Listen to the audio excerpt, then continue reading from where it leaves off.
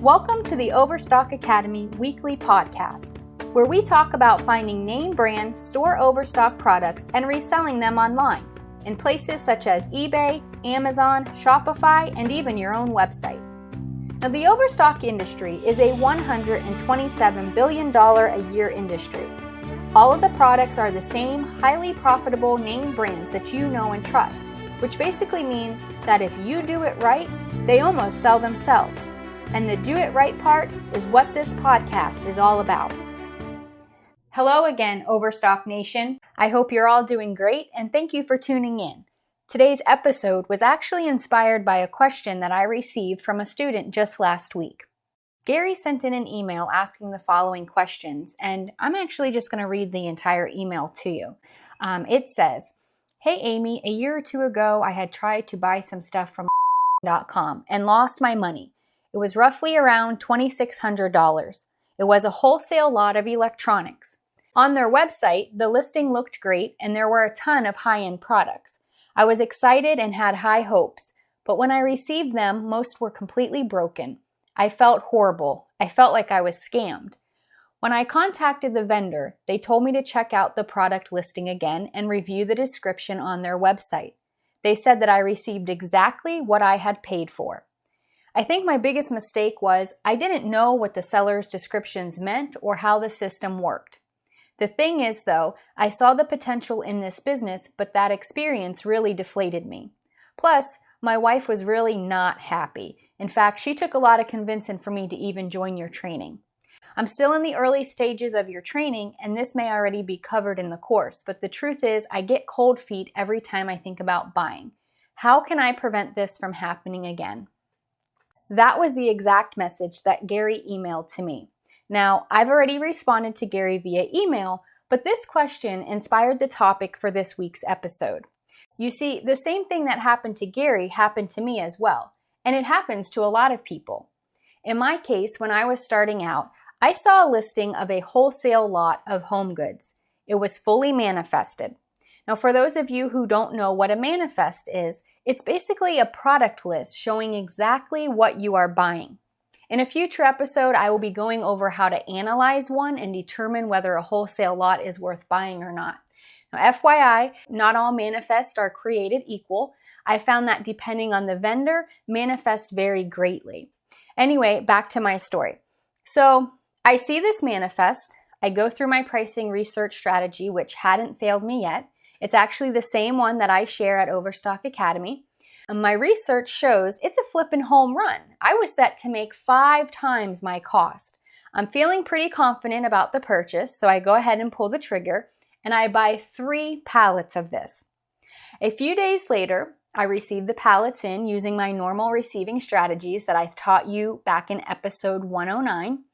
And I was excited because it was my first home goods load, and on paper, it looked like a steal. I'm talking about high-end name brands like Birch Lane Home Goods, Wolf Gourmet blenders that retail for about $600. They had all-clad cookware sets retailing for over $3,500. And it also had Wusthof knife block sets, and these retail for over $2,000. Do you see what I'm talking about? I was freaking excited, and I had paid less than $1,000 for all 3 pallets. The pallets were nicely wrapped in beautiful shrink wrap, and I couldn't wait to get them home and unwrapped. It was that Christmas morning feeling all over again. Then I cut open the first pallet. I couldn't believe what I was seeing. I opened the second pallet, then the third. They were all the same. Absolute junk. It was nothing like I expected. Some of the knife sets were missing all the knives. And the bedding was ripped, stained, and missing pieces. Nothing was in any kind of retail packaging. Every single powered item had the power cord purposely snipped off with scissors or a knife or something. The cookware sets weren't even really sets. It was just a dented pot here, a broken glass lid there, bent pans and trays. I was literally on the verge of tears. I had just bought 3 pallets of junk. 3 pallets! Most of the items were the actual brands I bought and expected, but Overstock Nation, I kid you not, there was not one single usable or matching item in all 3 pallets. So as soon as I calmed down a bit, I didn't want to be screaming on the phone, I called the company who sold me this quote-unquote junk. Now, although I called it junk back then, believe it or not, I was able to make a small profit on this. In a later episode, I'll show you how to deal with damaged merchandise, or what I came to call TLC merchandise, meaning that these items needed a little tender love and care in order to make me some money. So once I got the sales rep on the phone, in about 15 seconds, I could tell he had heard this one before. He told me the exact same thing that Gary was told by his vendor. He referred me back to the listing and told me to check the description. And sure enough, it said in not so obvious text, quote unquote, "This is salvage merchandise and is sold as is." My heart dropped. How could I have missed that? And what does it even mean? I mean, why would anyone sell salvage merchandise? Heck, why would they even waste time manifesting it? I not only asked myself these questions, but I also asked the sales rep who, like I said, had heard all of this before many times. And after a series of canned responses, he quote-unquote excused himself to go get another call and hung up. Here's the question, Overstock Nation. Was that the vendor's fault? I'd say no, it wasn't. I mean, sure, they could have made the merchandise condition a little more prominent in the listing. And yeah, they could have included definitions of what these merchandise conditions actually meant. But here's the thing. How many of us actually read that fine print? I mean, in reality, it's my fault. It was my money, it was my business, and ultimately, it was my decision to buy that lot. Huge business mistake, right? There is no oops, there is no do-overs, or I didn't know, only ouch, that one hurt. The truth is, though, I never bought from that vendor again, but it wasn't because of the product condition or the website, it was because of the sales rep's attitude. So as a matter of principle, that one sale was all they ever got out of me. Now, I should have known better, and I should have done my research and due diligence, but you, Overstock Nation, will never fall into this trap. Because today, I'm going to go over store overstock / liquidation product conditions and their definition. Now, regardless of where you're buying overstock products, whether it's directly from the actual retailer or through a wholesale vendor, if the vendor is reputable and legit, the products will almost always be listed based on the product conditions. So it's kind of like when you resell your items on your marketplace like eBay or Amazon, and you have to classify the condition of your item, whether it be that it's new other, used, or refurbished. This is basically what the vendor is doing as well with their merchandise. Now, what I'm about to provide to you here is a guideline, and this is how most vendors classify their products. But before we dive in, I know that most of you are listening while you're doing other things. Maybe you're at the gym, maybe you're working, you're driving, or you're even at the park with the kids like I'm about to be in just a few minutes. Don't worry about remembering all of this. If you go to overstockacademypodcast.com /110 and go to the chat feature, go ahead and send me a message and I'll send you a PDF copy of this. All right, so here we go. One of the first conditions that you will see is new / overstock / closeouts.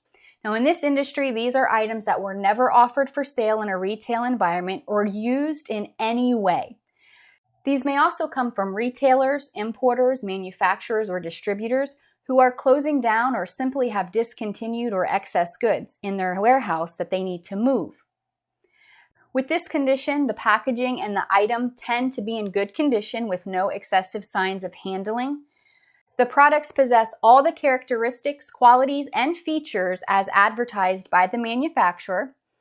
And in this market, this is the category that will cost the most, meaning that while they involve the least amount of work to prep for a resale, their profit margins are smaller. So for example, if a store return item cost you 15% of wholesale, a new / overstock item would probably cost you between 18 and 20%, even 25% of wholesale.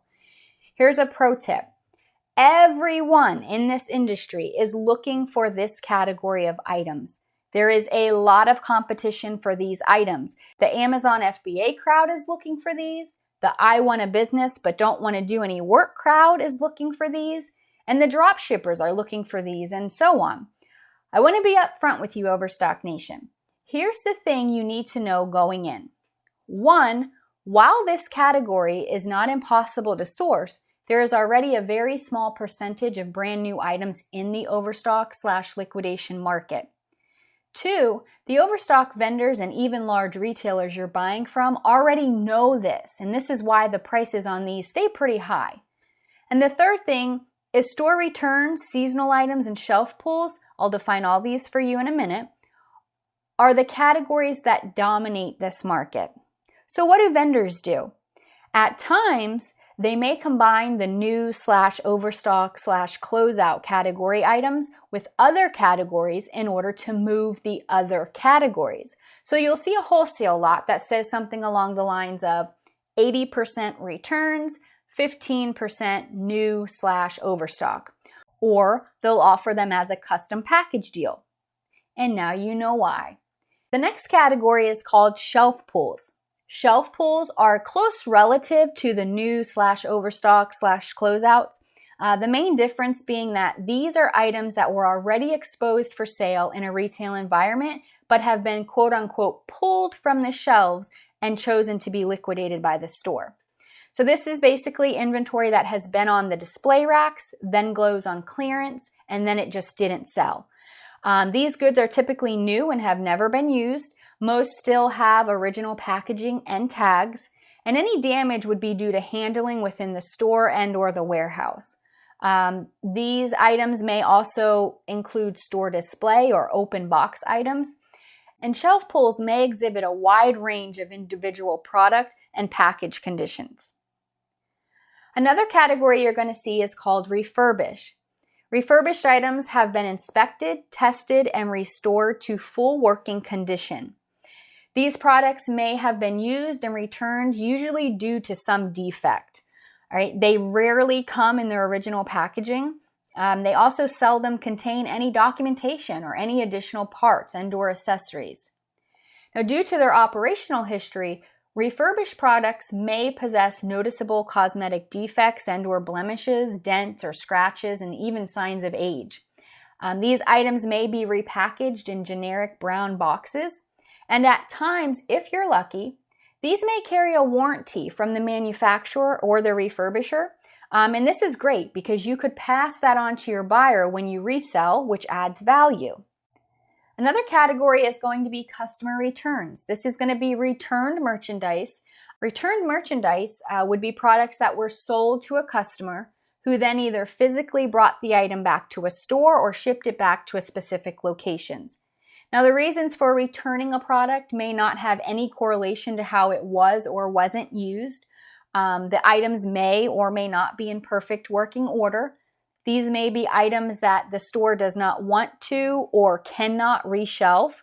Majority of returns, however, do have some operational and/or cosmetic problems.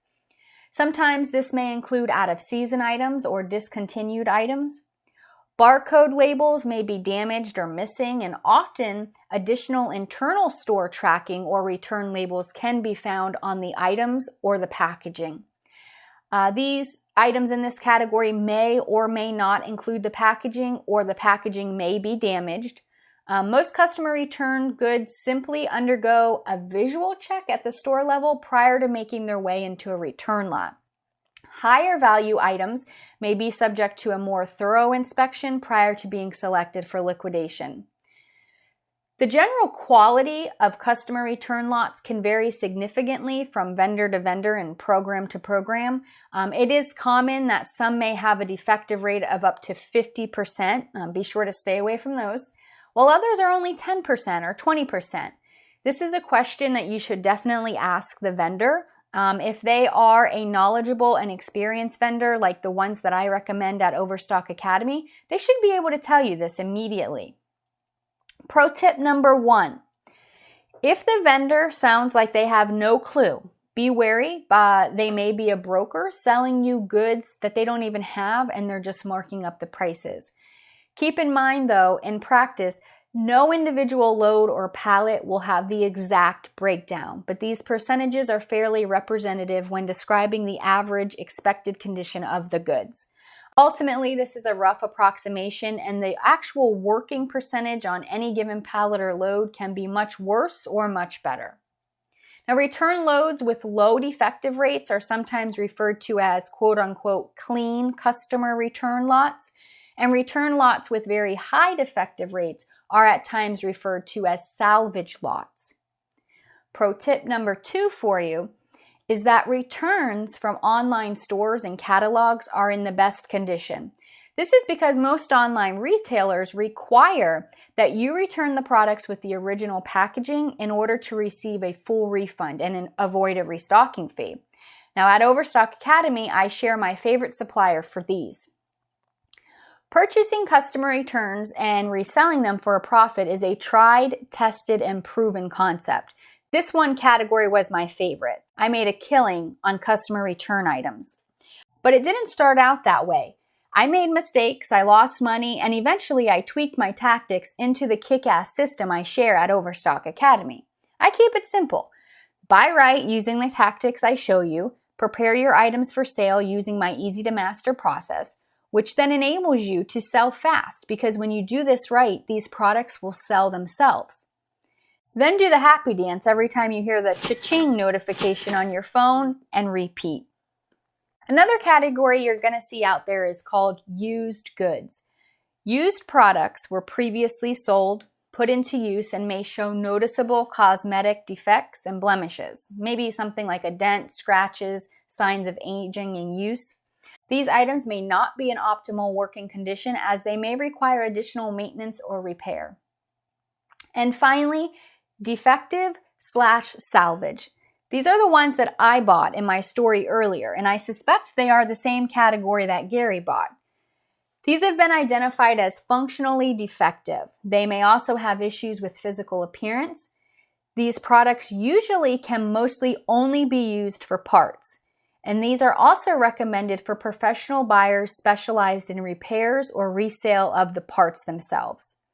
Now, like I mentioned earlier, each vendor will classify their products differently, so it is your responsibility to be sure that you and your vendor are on the same page as far as what you expect. This is another reason why, as part of your vendor qualification in episode 105, I suggested a warehouse tour or even a video call with your vendor so they are able to show you examples of product conditions. You can now see how the product condition will affect your bottom line. It is important to remember that new items will require less processing time, but they also have smaller profit margin and extremely high demand. While refurbished store returns and shelf pulls may require a little more hands-on processing before you list the item for sale, the profit margins will remain much higher. These are going to be the main categories that you will find. If you come across any category or classification that you don't understand, be sure to get clarification from your vendor prior to buying. Or you can even shoot me a quick message and I'll try to help you out. Listen out for my email address at the end of the episode.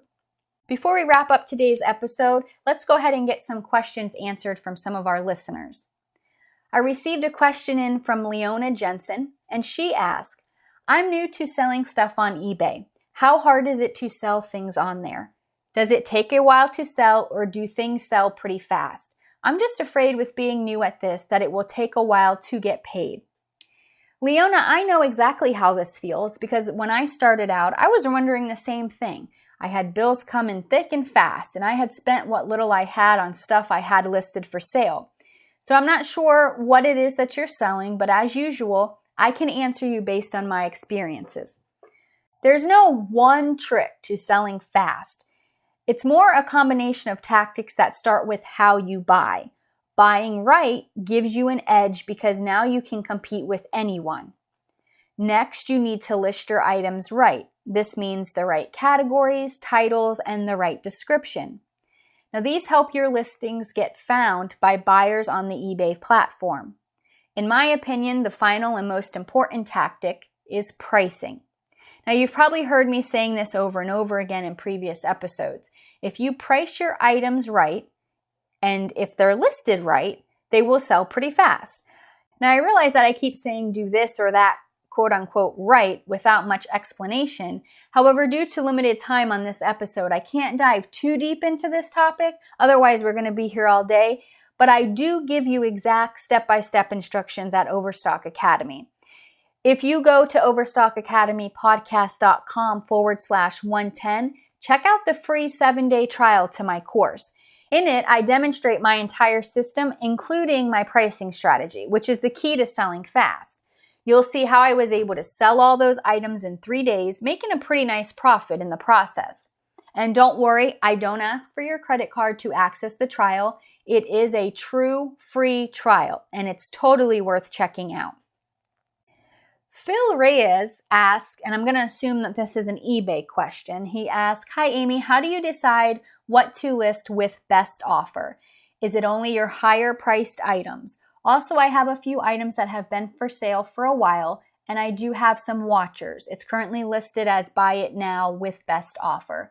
I read somewhere that once you have a few watchers, you should up the price. Should I also take off the best offer option? Thanks for the help."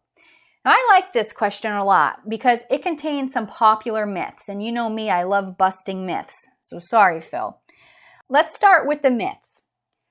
Number 1, putting your items on sale doesn't always result in a sale.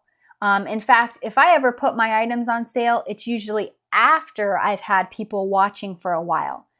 Putting them on sale, therefore, acts as a nudge to stop sitting on the fence and buy before the deal runs out, which then leads to myth number 2. Never raise your price because you have watchers. If you raised your price while I was watching your item, guess what? I'm out. What incentive do I have to buy if the price has been raised? These misleading tactics found in Facebook groups and on online forums are the reason I decided to go my own way and blaze my own trail. There are so many of them. They conflict with each other and they change like the weather. The bottom line with selling is this: think like the buyer. The same reasons you buy what you buy are the same reasons why everyone else buys what they buy. So to answer your question, Phil, my profit margins were always pretty good, so I almost always tried to list with a fixed price. And I start out without accepting offers. If an item had been listed for a while, I would edit it to consider best offers, but I always set it up to where I would have to approve the offer. I did this for a couple of reasons. 1, it allowed me to take a pulse of the marketplace and see how much demand was out there for the item. And 2, it allowed me to move my items faster. If I got a reasonable offer, I took it and moved on. There's no point in sitting on an item for an additional $5. The beauty, though, was that because of my awesome profit margins, I was able to do this and I never lost money when accepting offers. All right, so that's going to wrap up this week's episode. I truly hope that this show was beneficial to you. If it was, please feel free to share it, and there's definitely plenty of profits to go around. Also, if you want to make sure you don't miss any episodes, please be sure to subscribe and leave us a written review. If you have any questions, please feel free to send them in and we'll get them answered for you. My email address is amy@overstockacademy.com. Also note, for the benefit of other listeners, your question may be read out and answered in an upcoming show. So again, be sure to subscribe so you don't miss any episodes. Thank you so much for joining me today, and I hope to see you again in the next episode.